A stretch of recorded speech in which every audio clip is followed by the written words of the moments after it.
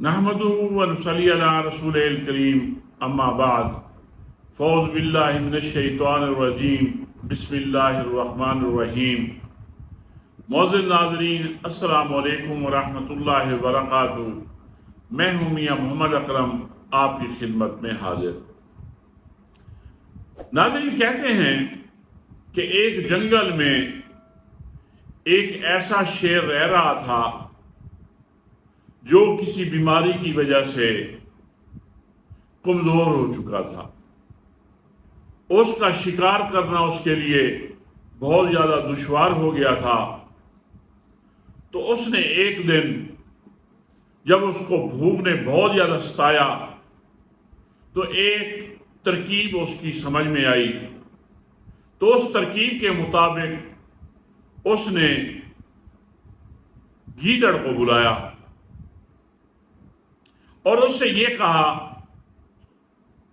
कि यार, मैं थोड़ा सा कमजोर हूं, आप ऐसे करें कि आपको भी खुराक की जरूरत है, आपकी भी कुछ सेहत अच्छी नहीं लग रही मुझे,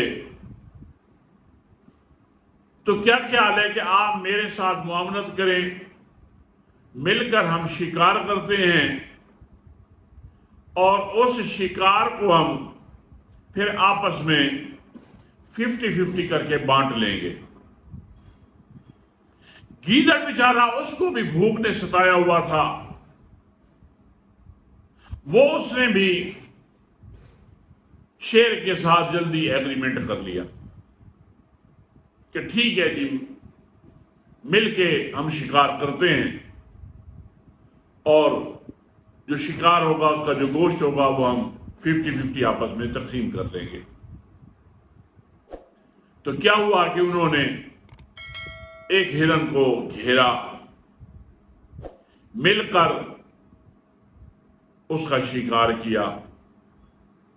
जब शिकार हो गया तो अब शेर ने कहा कि ठीक है जी, कितना अच्छा हुआ है कि हमें एक अच्छा शिकार मिल गया है, उसमें तुम्हारी भी मेहनत है, मेरी भी मेहनत है, तो आइए फिर इसको हम तकसीम कर लेते हैं। शेर ने हिरन को 2 हिस्सों में तकसीम कर दिया और बड़ी खूबसूरती से कहा कि अब ये आधा हिस्सा आपका हुआ और ये आधा मेरा हुआ। शेर ने अपना आधा हिस्सा जो हिरन का था, उसने अपनी साइड पे कर लिया और जैसे ही गीदड़ अपने आधे हिस्से को हाथ लगाने लगा, मकसद ये कहने का, या उसको अपनी तरफ खींचने लगा, तो शेर ने कहा कि नहीं भाई, अभी तो तकसीम बाकी है। उसने कहा वो क्यों? उसने कहा ठीक है भाई, आपने भी कोशिश की, मैंने भी कोशिश की, ठीक है, हमारा जोर तो बराबर में लगा है, लेकिन ये भी तो देखना है ना कि मैं जंगल का बादशाह हूं। अब बादशाह और जो गीदड़ है, उसका 50-50 बनता नहीं है। अब गीदड़ बेचारा परेशान, अब मानता क्या ना करता। उसने कहा ठीक है जी। अब उस गीदड़ के हिस्से से भी उसने आधा हिस्सा और काट कर हिरन का ले लिया। अब गीदड़ खुश हो गया कि चलो यार, इतना मुझे हिस्से में मिल गया है तो मेरे लिए काफी है। तो जब वो उस गोश्त को लेने लगा तो शेर ने कहा कि अभी रुकें, अभी तकसीम बाकी है। वो ये कि मैं इस जंगल का बादशाह हूं, तो बादशाह होने की निस्बत से भी तो मेरा हक बनता है ना कि मैं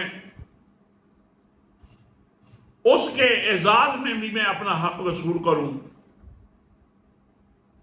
गीदड़ और परेशान हो गया। अब बेचारा वही बात, मरता क्या ना करता। ठीक है जी, अब गोश्त के उस हिस्से में से भी शेर ने आधा हिस्सा ले लिया। अब जो थोड़ा सा गोश्त बचा, गीदड़ फिर दिल में सोचने लगा کہ چلو یار میں بھی تو بھوکا مر رہا تھا، چلو کچھ نہ کچھ ادھر سے مل جائے گا۔ تو جب وہ گوشت اٹھانے لگا تو اس سے پہلے گیدڑ نے کہا ابھی رک جائیں۔ وہ رک گیا اور شیر نے کہا کہ یہ بتائیں کہ یہ تو کلیئر ہو گیا نا کہ یہ جو حصہ ہے یہ آپ کا حصہ ہے، تقسیم پہ آپ راضی ہیں نا؟ گیدڑ نے کہا جی میں بالکل راضی ہوں۔ گیدڑ بیچارہ اس کے علاوہ کر کیا سکتا تھا؟ اس نے کہا کہ پھر ٹھیک ہے، اگر آپ راضی ہیں یہ آپ کے حصے کا گوشت ہے جو بچا پڑا ہے، اب اگر آپ کے اندر جرأت ہے تو اس کو اٹھا کر دکھائیں۔ ماشاءاللہ کیسے تقسیم کی شیر نے۔ اور ہماری پی ڈی ایم، ہماری اسٹیبلشمنٹ، وہ بھی عوام کے ساتھ یہی شیر والا معاملہ کر رہے ہیں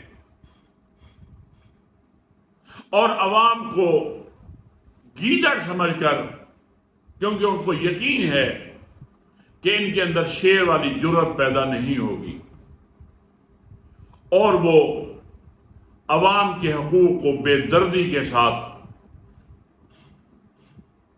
اپنی ذات کے لیے، اپنی مفادات کے لیے استعمال کر رہے ہیں۔ میں قوم سے یہ پوچھتا ہوں، اپنے بھائیوں سے، کہ ہم شیر کب بنیں گے؟ ہم اپنے حقوق کے لیے آواز کب اٹھائیں گے؟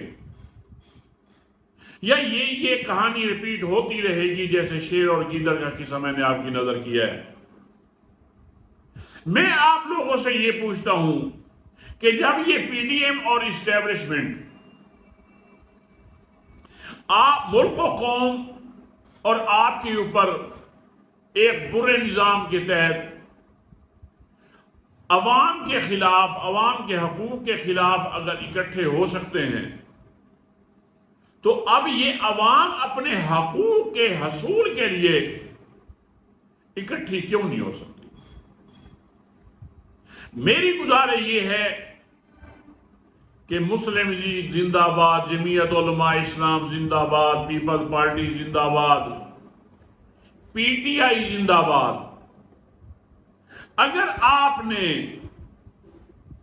عزت کے ساتھ اس ملک میں رہنا ہے تو پھر آپ کو ان نعروں سے باہر نکلنا ہوگا۔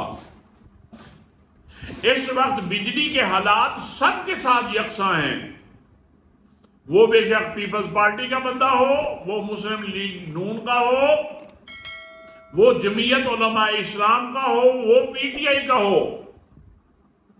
خدا کے لیے اپنے حقوق کو سمجھنے کی کوشش کریں۔ ان میں جب تک ان حالات میں آپ سمجھنے کی کوشش نہیں کریں گے کہ وہ لوگ شر پہ اگر اکٹھے ہو سکتے ہیں تو ہم حق پر اکٹھے آخر کیوں نہیں ہو سکتے؟ تو میرے خیال میں اس بات پہ غور کیجئے گا کہ وقت قریب ہے، دنیا عارضی ہے۔ یاد رکھیں کہ جیسے بزرگ فرماتے ہیں نا، مسلمان جس شعبے میں بھی کر رہے ہیں یہ سارے کے سارے دین کے شعبے ہیں۔ یہ بھی دین کا شعبہ ہے کہ ہم حق اور ناحق کو سمجھیں اور حق کے ساتھ کھڑے ہو جائیں، نہیں تو یاد رکھیں کہ روز قیامت ہمیں اس کا جواب دینا ہوگا۔ اللہ تعالی ہم سب کو ہدایت دے، ہم سب ہدایت کے محتاج ہیں۔ فکر کی بات ہے اور دعا ہے کہ اللہ ہمارے ملک و قوم کی حفاظت فرمائے، اللہ ملک و قوم کو نصرت و کامیابی نصیب فرمائے، اور اس پاکستانی عوام کو اب ایک خوبصورت، نڈر اور بہادر قسم کی قوم بننے کی اللہ ہم سب کو توفیق دے۔ اسی کے ساتھ ہی اجازت چاہتا ہوں۔ السلام علیکم ورحمۃ اللہ وبرکاتہ۔